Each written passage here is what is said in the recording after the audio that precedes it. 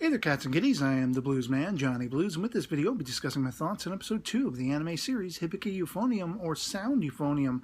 And much as was with the first episode, this one was just full of charm and wit. I really love these characters. I was genuinely looking forward to picking up with this episode after the first. Just thoroughly won me over with this environment and with the characterizations as they stand. I mean, Kumiko being our main character, I love her interactions with Midori or Sapphire and Hoozuki and everything like that, and the sort of very tentative way she's trying to approach, very tiptoeing on eggshells and being prompted to do so even after, you know, it's been so many days or like a week or something like that since they first broached the idea of trying to have, you know, Kumiko reconnect with Kosaka.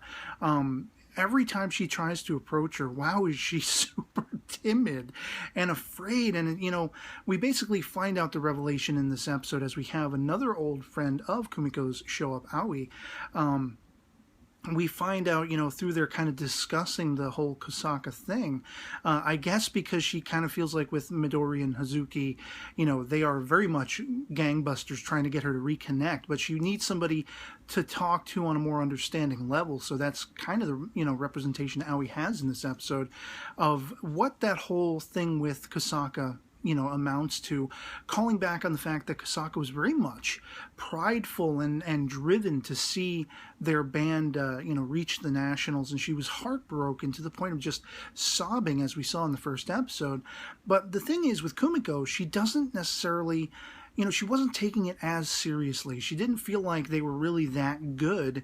And it's more like she has a very much aloof sensibility toward the playing of these instruments and playing this music, being involved in band class, kind of akin to what, you know, Aoi's outlook is as well, because we find that she doesn't think they should, you know, try to force themselves to become so good that they can attain the nationals. She wants to have more of an emphasis on having fun and creating art and just having a blast with your friends, creating music, and more about the love of it and the fun of it. Whereas you have, you know, characters like Kosaka who that is what they want to try to do. They want to have a goal to reach that's a little more hardcore, that's going to involve a little more study.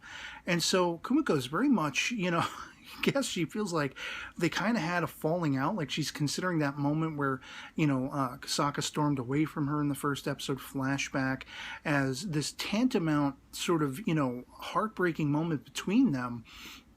And she's very much afraid to approach Kosaka, even though Kosaka herself is kind of like, in their interactions, she's not what I would call dismissive, but she's definitely sort of, you know, she doesn't seem to be considering it with any due weight, at least not as much as Kumiko seems to be doing. And when you look at, like, you know, the ending animation, you know, for the credits and everything, we see that this foursome of girls will eventually come together. It's just a matter of, how is that going to happen? That's going to be the focus of the story. How are they going to get Kumiko and Kosaka back together effectively?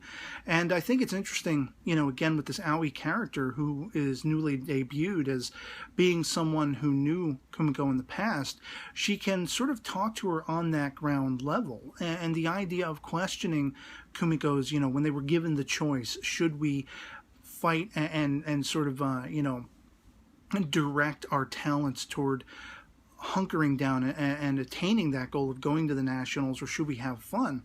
You know, Aoi was very much sort of the vocal element in the entirety of the class saying, well, no, we should have fun. Whereas other characters, you know, raised their hands to say, well, yeah, let's try to strive for the nationals. And Kumiko didn't put her hand up at all. You know, she's very much undecided. She doesn't quite know where, I guess you could say, her loyalties to the band class quite lies as yet. And she was very uncomfortable being stuck with the euphonium. She wanted to actually try a different instrument. And that entire sequence, you know, the entire crux of this episode sort of straying away from that, you know, tentative relationship and bridging that gap between Kumiko and Kosaka in the episode was very much, this is the introduction of their band class. They're going to be, you know, picking instruments, and we find that Midori's going to be sticking with the contrabass, and you have Suki hilariously carrying around the tuba mouthpiece, but she thinks she's going to get like a trumpet and play that. And my instantly my favorite character in this show. I love the main characters. I love all of them, you know, don't get me wrong. But the one that stands out the most is Asuka. Much as she did in the first episode, she is freaking hilarious. From the point that she's bringing out, you know, effectively the Euphonium, and she's going to be, she's only supposed to say a few words, and she holds up this, like, you know, bunch of papers with the entire history of the damn instrument. You know, and then you have somebody talking about the tuba, and she's about to correct them and you know, push him out of the way and tell the class about the tuba and all this stuff. She is absolutely hilarious. The joy she has when she realizes that Midori, you know, her history, having played the contrabass in a pretty, I get the vibe that it's like an elitist school kind of situation where she came from a pretty renowned background. You know, this is something that made Asuka just fist pump, and she's like so excited. And then the whole time she's trying her damnedest to, as she puts it, scout Kumiko. She has a feeling one way or the other. I don't know whether she might have seen Kumiko's history, or she's just, you know, perceptive or whatever, but she keeps going up to, you know, Kumiko basically, and she says it like 3 times, like something about, you know, Midori's the only one who's going to be siding with her particular instrumentation side of the class, and she says it and says it and says it, and finally Kumiko's like, why do you have to say that 3 times? Like, I got the point, and I don't want to involve myself with you. Of course, this is where Aoi debuts, and you also have that cat, you know, that has a history with Kumiko. They're neighbors, we find out in this episode through the dialogue, you know, as deposited by Aoi. But Aoi basically lets the bomb drop, the other foot drop, that, oh, Kumiko's been playing the Euphonium since, you know, elementary school. So Asuka's kind of like deadpan, like, oh, you know, really? And so, I mean, I love the charm. I love the comical nature of these characters. And there is a sense of drama that is not melodramatic. It's not overly hitting you over the head with, like, heart-wrenching drama. It's, like, very relatable situations, and how we, you know, the anxieties we have in interacting with friends and former friends, and if you have a falling out with a friend and trying to make sort of recompense toward them, and that's very much what Kumiko's going through with Kasaka.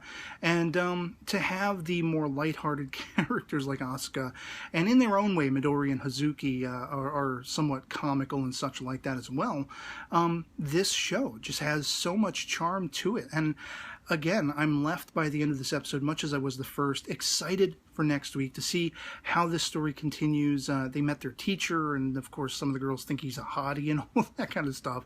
And but he let them decide. That was the crux of the episode. He let the entire class decide, what is your goal for this going to be? And that's kind of the cliffhanger we leave off at. The idea that, well, we're going to have to take this a little more seriously, because the sort of, you know, majority vote was to strive for the nationals. And how is that going to bode with, you know, because of course we have Midori and Hoozuki as well as Kasaka. They are the 3 sort of closest relations to our main character Kumiko, who is undecided, but they are very much decided pro trying and striving for the nationals. How is that going to perhaps create tensions between their characters? More comical or dramatic remains to be seen.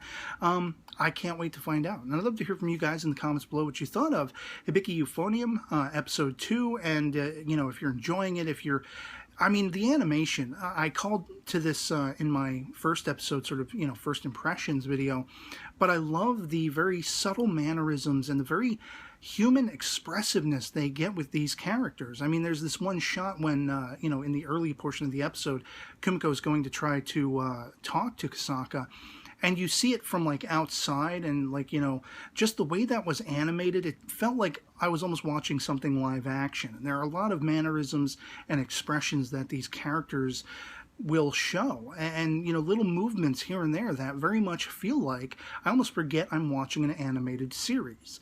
And I have to give props for that, because the animation, to, you know, to my eye, to my visual palette, for this series is just beautiful. I love it. And so, yeah, I couldn't, you know, speak more highly of this particular show thus far. I can't wait to see where it all goes.